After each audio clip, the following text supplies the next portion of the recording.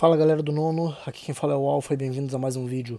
Bom, vamos corrigir os exercícios de sujeito, ok? Vamos lá então. Começar aqui na número 1. Tá assim. Em qual das alternativas existe oração sem sujeito? Então você na número 1 você vai marcar a letra E. Fazia horas que procurava uma sombra. Lembra que eu dei na aula que o verbo fazer no sentido de tempo passado, que passou algum tempo, ele é oração sem sujeito, ok? Beleza, então. Vambora, partiu. Lembrando que qualquer dúvida você pode tacar aí que eu respondo suas dúvidas. 2. Há sujeito indeterminado em... Tá, agora o sujeito é indeterminado. Tá? Lembrando da regra do indeterminado. Que é o quê? Que é o... Para ser o indeterminado, é o eles ou elas escondido, né? Ou o ele e ela escondido mais o SE, o C, né? Então, beleza. Então, nessa número 2, você vai marcar aí a letra D de dadinho. Belezinha? Ali, rouba-se no atacado e no varejo. Meu Deus. Mas ok. O pessoal tá abusando do preço mesmo. 3. Assinale a alternativa em que funciona como sujeito. Quê? Ah, tá, desculpa. Assinale a alternativa em que nada funciona como sujeito. Beleza, então a 3, cara, você marca a letra D de dadinho. Nada me perturba. Ok. Nada nessa frase funciona como sujeito, né? Enfim. Vamos lá. Questão estranha, mas partiu.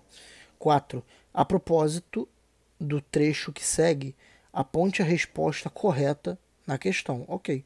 O idealismo supõe a imaginação entusiasta que se adianta à realidade no encalço da perfeição. Em perspectivas. Tá bom. O sujeito de supõe... Ah tá, o idealismo supõe. Ok. Pô, isso aí é fácil demais, né? Então tá bom. Então vamos lá. O sujeito de supõe. Você vai na 4, cara. Você vai marcar a letra C de casinha. Eu vou explicar o porquê, tá? Olha só, a explicação é bem fácil. É o seguinte. Quem supõe o idealismo é a imaginação entusiasta. Ok? Beleza? Então, como assim? O idealismo supõe a imaginação entusiasta que se adianta, ou seja, inverte isso aí, a imaginação entusiasta supõe, entendeu? O idealismo. Ou seja, o idealismo é suposto, na verdade. Vamos lá, 5. No trecho abaixo, a alternativa correta quanto ao sujeito na oração é... Qual é a oração? Vamos lá. O por fazer é só com Deus. Ok. Então, nessa 5, cara, você vai marcar a letra D de dadinho. Sujeito simples, o por fazer, sim. Esse por fazer, embora seja uma expressão, né, o ele transforma como se ele estivesse substantivando, né? É a expressão inteira. Isso aí ele pode se tornar um sujeito fácil, mesmo porque vai naquela sentido filosófico que eu dei na aula. Você está falando de quê? Do por fazer. E o que você fala dele? Que é só com Deus. Entendeu? Não é Deus que é o sujeito simples. 6. Ah tá, para colocar C de certo e E de errado, né? Beleza. E no final tem que marcar. Ok, então a 6 você vai marcar a letra A, tá bom? 7. No trecho é tarde, respondeu Santos. O sujeito do verbo sublinhado é... Então vamos lá. Então nessa 7 aí você marca a letra C de casinha. Ele é inexistente porque a frase é tarde. Só isso, né? Você tem o verbo ser, que está conjugado né? E quando você tem isso, né? Esse verbo ser, eu até falei na regrinha lá, né? Que geralmente você tem uma oração sem sujeito, ok? É tarde. É o verbo ser falando de tempo, entendeu? Esse tarde está se referindo a tempo. É tarde porque já não dá mais tempo. Então, verbo ser se referindo ao tempo, oração sem sujeito. Ou sujeito inexistente, que é a mesma coisa. Leia o trecho abaixo e responda as questões a seguir. Aí tem esse trecho aí. O sujeito enche-se no terceiro verso é... Então nessa 8 aí você vai marcar C de casinha. Tá? Meu olhar parado. Assinale a oração cujo sujeito é inexistente. Mesma coisa. Então, na 9, você vai marcar a letra D de dado. Não há possibilidade de êxito. Ok? Você tem um A no sentido de existir. Então, já sabe, oração sem sujeito. Que é sujeito inexistente. Leia. Aí tem aí um textinho. Assinale a alternativa que identifica corretamente o termo retirado do texto acima e que se pode ser classificado como sujeito. Ok? Então na 10 você marca a letra A. Tu, nesse caso, é o sujeito oculto. Tá ok?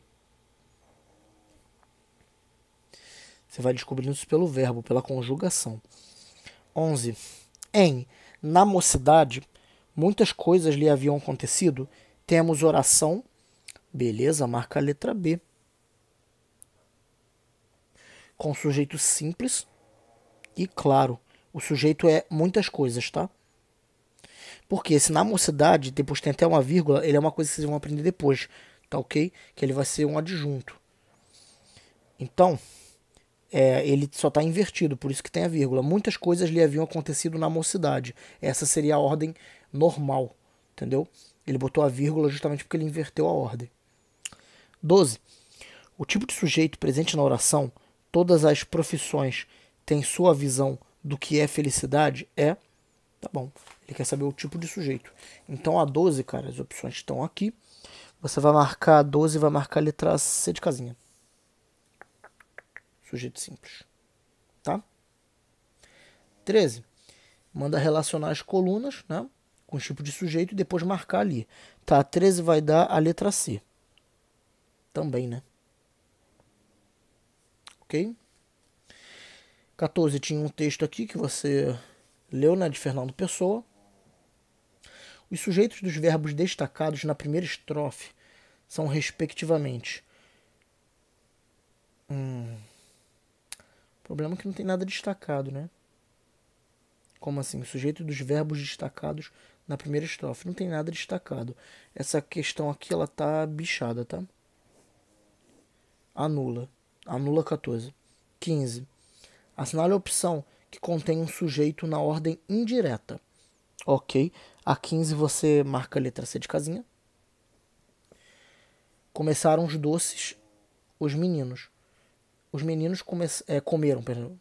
Comeram os doces os meninos. Ou seja, os meninos comeram doces. Os doces. Então, os meninos é o sujeito. Está numa ordem indireta, ou seja, inverteu. 16 a mesma coisa. Classificar de acordo com os sujeitos e marcar. Então, a 16, você vai botar a letra A. Ok? 17. Em qual das opções, considerando o trecho destacado, estrutura-se um caso de sujeito indeterminado. Então ele quer o sujeito indeterminado. Então na 17 marca a letra D de dadinho. Que não dá para terminar. Esse aqui, ó, descortina-se, tá caguetando, tá? Lembra que eu falei, ele ou ela escondido mais o C. 18. Leia abaixo o trecho de um poema e responda a questão que se segue. Partiu? Aí tem aqui o trechinho do poema. Neste poema, o sujeito de fogem é qual?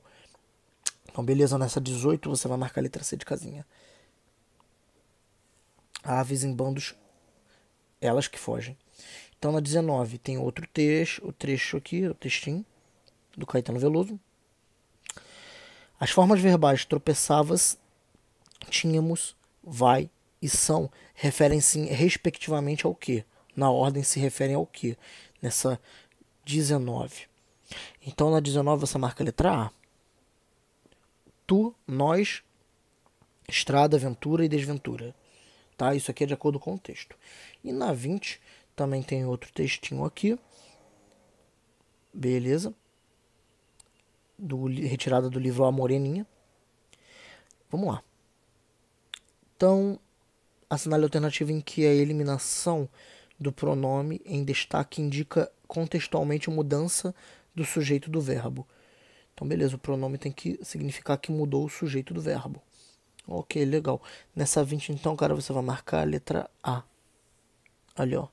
Ali, vê-se um ataviado dandy. Ok? Porque ao tirar o C, se você tirar esse C, né? Dessa letra A, ocorre mudança de sujeito. Que ela passa a ser a terceira pessoa do singular, né? Ele ou ela vê. Aí você teria um índice de indeterminação do sujeito, né? Então, isso aí que acabaria, se tirasse isso aí, mudaria totalmente. Beleza? Então valeu, gente. Obrigado por terem assistido. Fiquem com Deus e beijo do sinistro.